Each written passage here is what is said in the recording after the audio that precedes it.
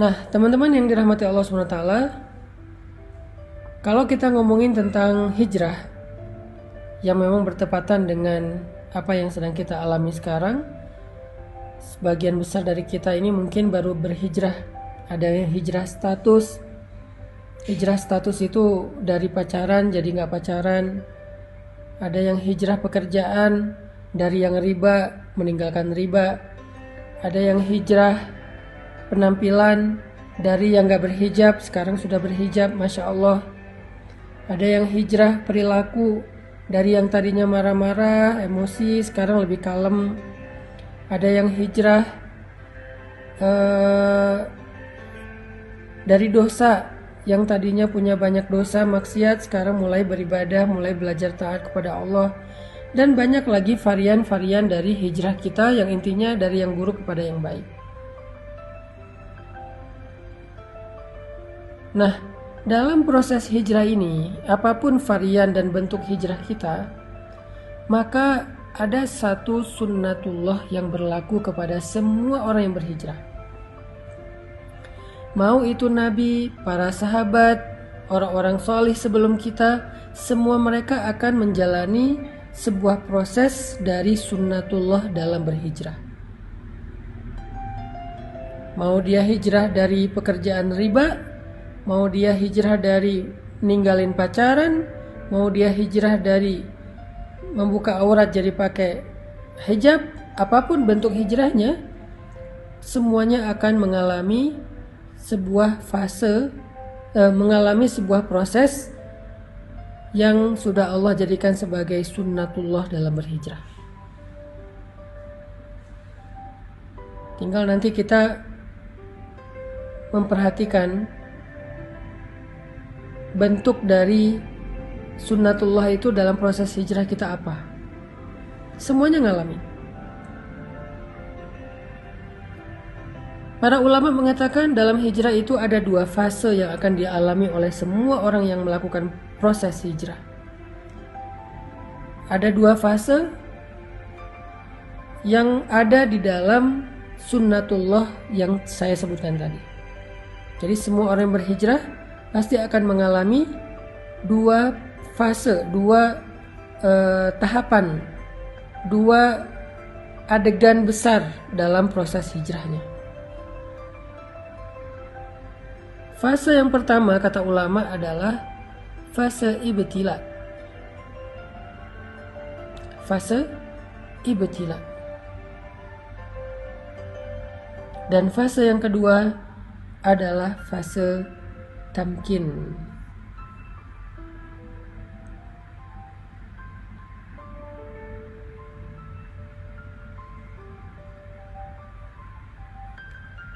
Fase yang pertama adalah fase ibtila.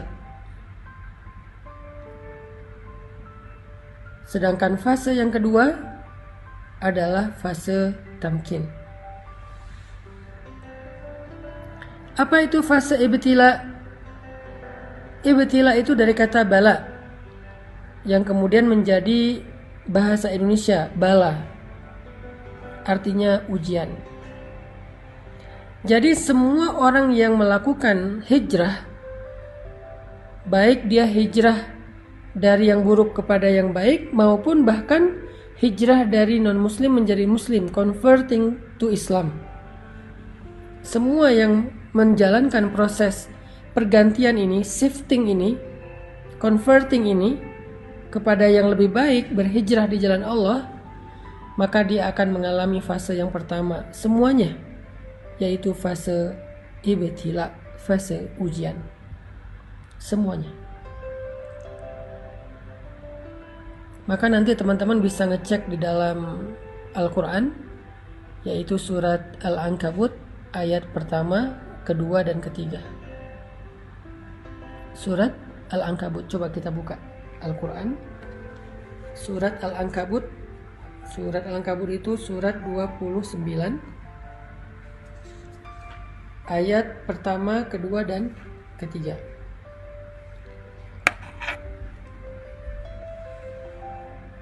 Coba teman-teman perhatikan apa firman Allah di dalam Surat Al-Ankabut ayat 1-3.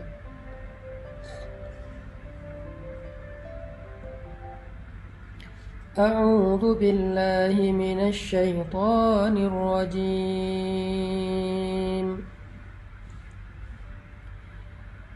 Bismillahirrahmanirrahim. Alif Lam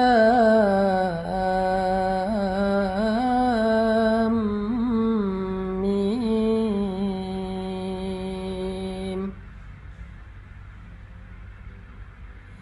Ahasiban nasu an yutraku an yaqulu amanna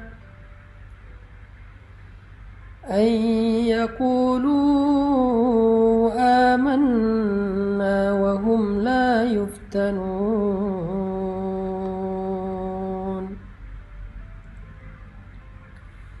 Walaqad fatanna alladhina min qablihim falaya'lamanna Allahu alladhina sadaqu walaya'lamanna al-kadhibin.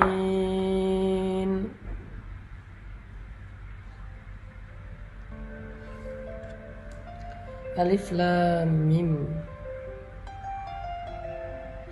Apakah manusia mengira akan dibiarkan saja dia berkata kami telah beriman, sedangkan mereka tidak lagi diuji? Padahal sungguh kami telah menguji orang-orang sebelum mereka.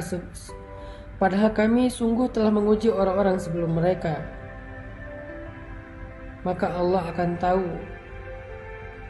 siapa orang-orang yang jujur dan siapa orang-orang yang pendusta. Sadaqallahul adzim. Ini adalah janji Allah kepada setiap orang yang berhijrah. Orang yang mengatakan saya pengen berubah. Orang yang mengatakan saya pengen beriman. Orang yang mengatakan saya pengen bertaubat. Orang yang mengatakan saya pengen ninggalin riba. Orang yang mengatakan saya pengen ninggalin pacaran. Orang yang mengatakan saya pengen ninggalin masa lalu yang penuh dengan dosa. Lalu Allah mengatakan, hasiban nasu ayyutraku ayyaqulu amanna wa hum la yuftanun. Apakah mereka manusia mengira akan dibiarin aja mengatakan hal-hal itu? Mengatakan beriman, mengatakan pengen taubat, mengatakan pengen hijrah, mengatakan pengen memperbaiki diri, mengatakan pengen masuk Islam, mengatakan pengen meninggalkan riba, meninggalkan pacaran, berhijab, akan dibiarkan aja ngomong kayak gitu? Sedangkan mereka tidak diuji? Ini pertanyaan dari Allah dalam bentuk, ini pernyataan dari Allah dalam bentuk pertanyaan. Jadi Allah menyampaikan sebuah berita, bentuknya pertanyaan, kayak sindiran gitu. Seolah-olah Allah pengen ngasih tahu, emang kalian pikir dengan udah berhijrah udah selesai, Allah gak akan nguji lagi. Harus ada fase ujian yang dilewati, namanya fase ibtila. Dan ternyata itu bukan hanya kita alami sendiri, tetapi orang sebelum kita pun mengalami hal yang sama, padahal mereka lebih baik dan lebih soleh daripada kita.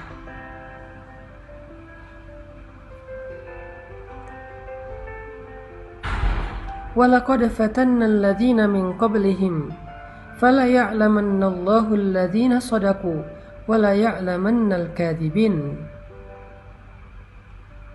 Dan sungguh kami sudah pernah menguji orang-orang sebelum mereka, sehingga Allah tahu siapa di antara mereka yang benar, yang jujur, dan siapa di antara mereka yang dusta.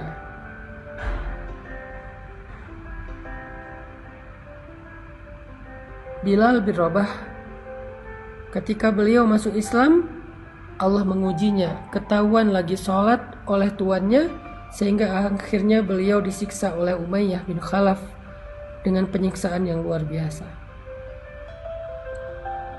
Asiyah istri Fir'aun, ketahuan sudah beriman kepada agamanya Musa, langsung disalib di pohon korma oleh suaminya sendiri sampai wafat.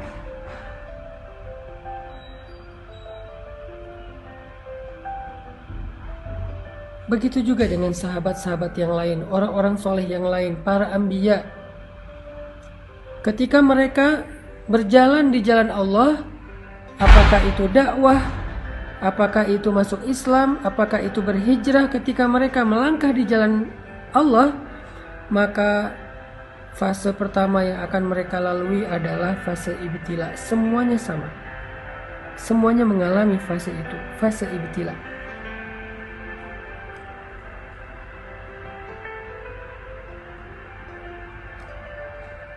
Semuanya mengalami itu. Cuman varian dan bentuk dari ibtila dan ujian itu yang beda-beda antara satu dengan yang lain, teman-teman. Jadi kita nggak sendiri. Orang yang lebih soleh dari kita pun mengalami. Kalau kita protes bilang, ya Allah kenapa saya? Enggak, bukan kita doang. Kita mungkin kegeeran kalau kita bilang, kenapa saya? Atau mungkin kita salah kias, salah membandingkan. Ngelihat ada orang yang berhijrah tapi kayaknya dia mulus-mulus aja proses hijrahnya. Jangan-jangan kita nggak tahu. Jangan-jangan kita nggak terlalu dekat dengan dia. Jangan-jangan kita salah sangka tentang dia.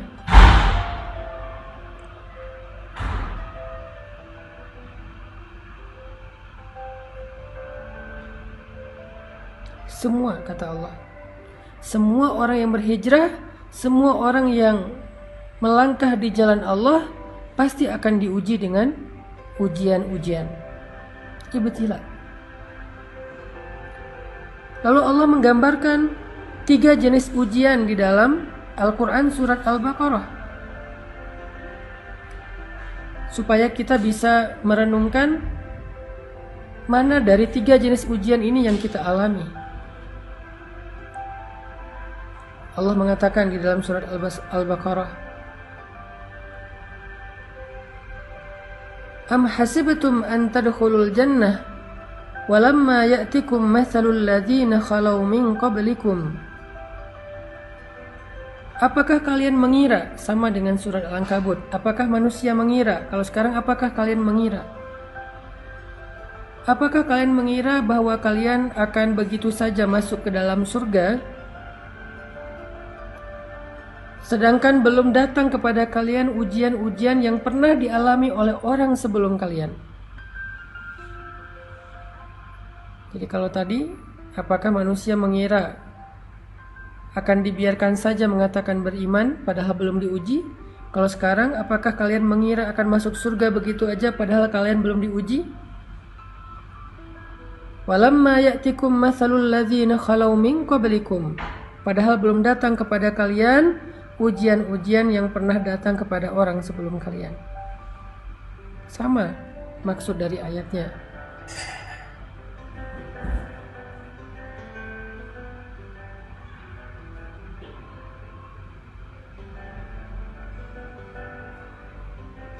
Lalu setelah itu Allah menjelaskan 3 bentuk dari ujian. 3 bentuk ujian. Ujian yang pertama, kata Allah, massathumul ba'sa. Mereka diberikan ujian fisik. Wad-dharra, mereka diberikan ujian harta. Wazulzilu, mereka diuji dengan ujian perasaan. 3 jenis ujian, kata Allah. Ba'sa, dharra, zulzilu.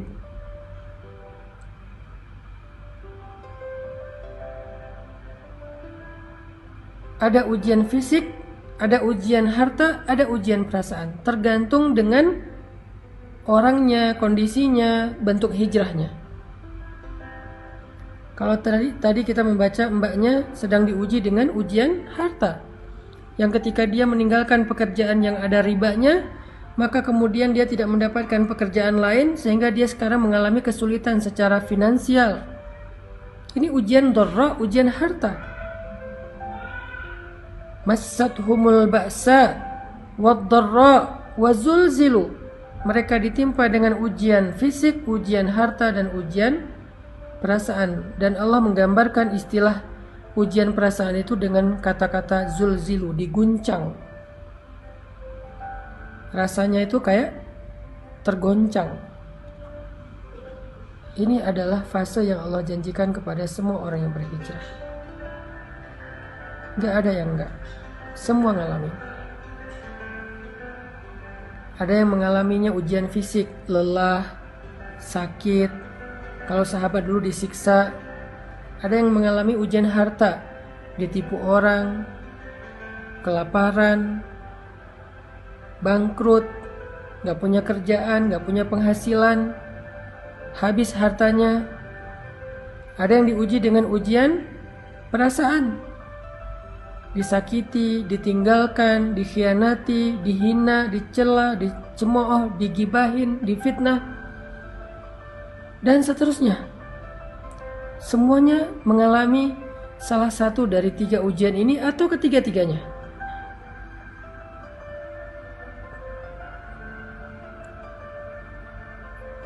Saking beratnya ujian yang dialami oleh Nabi dan para sahabat,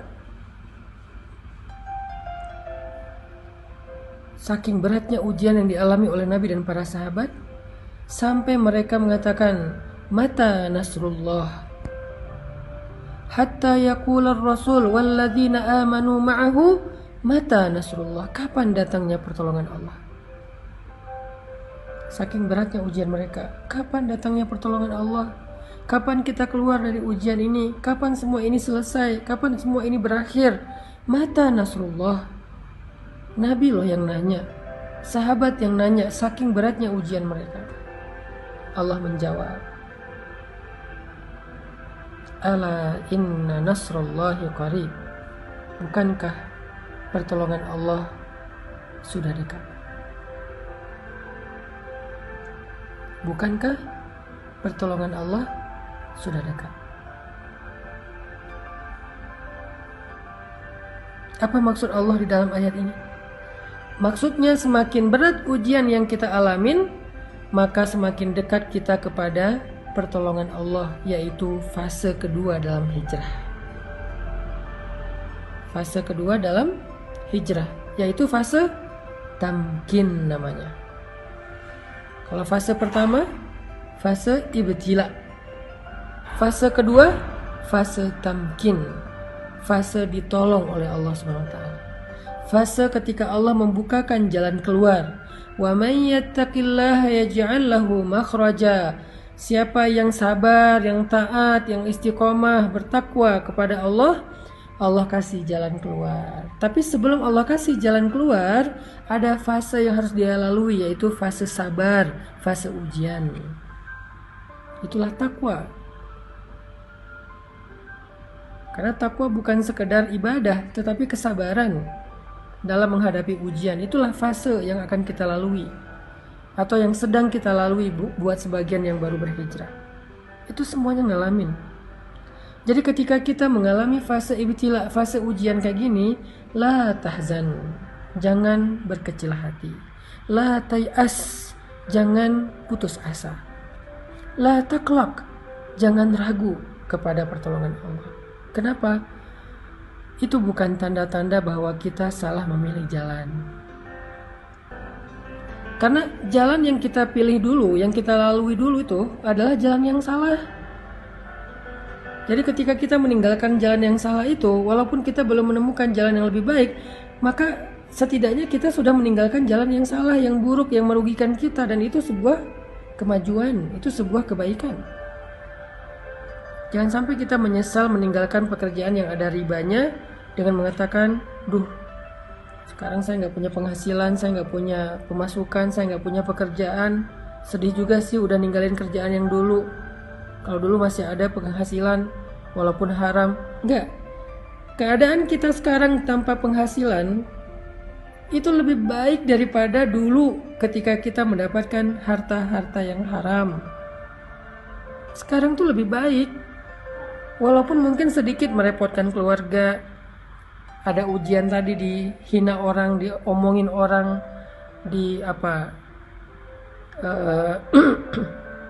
dikritik orang, dicela orang, ujian perasaan kan. Tapi sekarang lebih baik daripada tadi. Kenapa? Mana ada ceritanya dosa itu lebih baik daripada ketika kita menempuh jalan Allah dengan segala resikonya. Enggak. Mbak yang udah kehilangan pekerjaan tetapi hartanya riba, sekarang gak punya pekerjaan tetapi hartanya berkah, sekarang jauh lebih baik.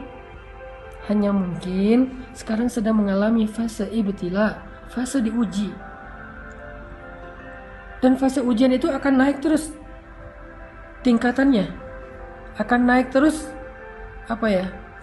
tensinya. Makin lama makin berat, makin panas, makin luar biasa, makin beban akan naik terus, seperti malam yang semakin lama semakin gelap, semakin lama semakin dingin, semakin lama semakin sunyi, semakin lama semakin ngantuk. Kayak gitu memang fasenya, kayak orang panas naik terus kayak orang demam naik terus panasnya. Tapi ketika udah berada di puncak, udah berat banget, gak ketahan lagi, sampai kita bertanya kapan selesainya semua ini, kapan berakhir dan segala macam, Allah menjawab teriakan kita. Allah menjawab pertanyaan kita. Kata Allah, ala inna nasrallahi qarib. Sungguh pertolongan Allah udah dekat, wahai hambaku. Jangan berputus asa, jangan menyerah dulu. Pertolongan Allah udah dekat. Sabar dikit aja lagi. Karena kalau kamu menyerah sekarang, maka sia-sia semua kesabaranmu selama ini. Karena udah hampir sampai. Kalau balik arah lagi, jauh lagi tuh. Udah tempuh aja perjalanan ini. Sabar dikit, gak punya penghasilan sekarang. Sabar dikit kalau kita jadi single, jomblo sendiri, gak ada siapa-siapa. Di usia yang segini belum dapat jodoh. Dikit lagi. La taqlaq, jangan ragu sama janji Allah. Innahu la yukhliful mi'ad. Allah gak pernah ingkar janji. Masih ingat kisah ibu Musa yang menghanyutkan bayinya ke sungai Nil? Apakah Allah ingkar janji? Masih ingat kisah perang Badar, para sahabat yang ditolong oleh para malaikat? Apakah Allah ingkar janji? Masih ingat cerita Musa hijrah ke Madian kemarin? Apakah Allah ingkar janji? Masih ingat cerita-cerita yang kita bahas di live berikutnya, kisah-kisah yang ada di dalam Al-Quran sebagai bukti? Apakah Allah ingkar janji? Kalla, sama sekali enggak. Jadi jangan ragu, jangan sampai kita suuzon sama Allah, jangan sampai kita ngerasa bahwa kita salah pilih jalan, lalu kita menyesal sudah memilih jalan Allah ini, jalan hijrah. La taqlaq, jangan meragukan Allah. La tahzan, jangan berkecil hati. La tay'as, jangan berputus asa. Ala inna nasrallahi qarib, pertolongan Allah sebentar lagi akan datang. Udah on the way. Pertolongan Allah udah on the way, bentar lagi sampai. Jangan sampai kita cancel ordernya, padahal kurirnya udah hampir sampai tuh di depan rumah kita. Dikit lagi. Kenapa Allah tunggu lama banget? Kenapa Allah kasih saya waktu sampai kayak gini? Fala ya'lamannallahu alladhina shadaqu wa la ya'lamannal kadhibin. Allah pengen lihat siapa dari kita yang layak mendapatkan betapa istimewanya pertolongan Allah. Siapa dari kita yang layak mendapatkan rahmat Allah? Siapa dari kita yang layak mendapatkan perhatian Allah? Yang layak mendapatkan cinta Allah? Dan itu enggak mudah. Cinta Allah itu terlalu istimewa. Cinta makhluk aja kita berjuang, masa cinta Allah dapatnya gratisan? Kalau gitu Allah hitung-hitungan dong sama kita. Bukan. Allah pengen mengajarkan kita tentang sabar. Allah pengen mendewasakan kita. Allah pengen melatih kebijaksanaan kita. Seandainya Allah berikan surga itu secara gratis tanpa beramal, maka gak akan ada bedanya antara orang yang baik dengan orang yang jahat. Berarti Allah gak adil dong memperlakukan sama antara orang yang baik dengan orang yang jahat. Orang menyakiti orang lain tetap masuk surga, pembunuh tetap masuk surga, yang mengambil hak orang lain tetap masuk surga, yang zalim, yang kejam tetap masuk surga. Kan gak adil. Kebaikan Allah itu adalah ketika Allah bersikap adil kepada hambanya, tetapi Allah selalu membuka pintu maaf, taubat dan ampunan bagi mereka yang mau memperbaiki diri. Sebanyak apapun dosanya, fala ubali, kata Allah, aku gak peduli.